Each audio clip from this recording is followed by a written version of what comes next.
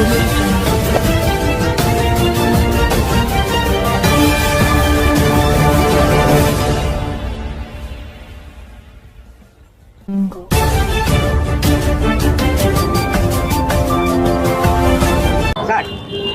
द्वारकाधीश, जय यादव, जय माधव।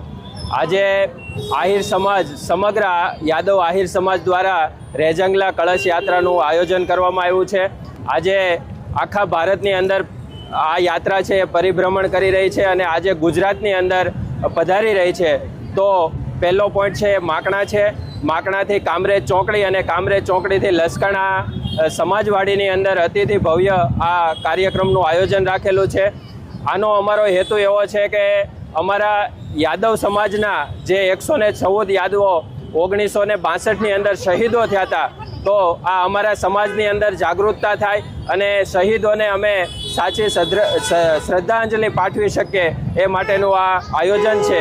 અને આજે અમારો આખો સમાજ બહોળી સંખ્યામાં અહીંયા ઉપસ્થિત થયો છે, તો અમને ખૂબ આનંદ છે।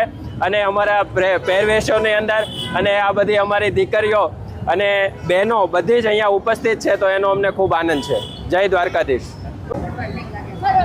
જય દ્વારકાધીશ। મારું નામ છે દીપા વાણિયા અને આજે સરસ મજાનો એક સુંદર કાર્યક્રમ અમારા સુરતમાં યોજાઈ રહ્યો છે કે રેજાંગલાની અંદર 1962માં જે અમારા આહિર સમાજના યુવાનોએ એક વીરગતિને પામ્યા હતા, એમને યાદ કરીને એમને એક સાચી શ્રદ્ધાંજલિ આપવા માટે આજે એક બહોળા સમાજમાં આહિર સમાજ ભેગો થયો છે।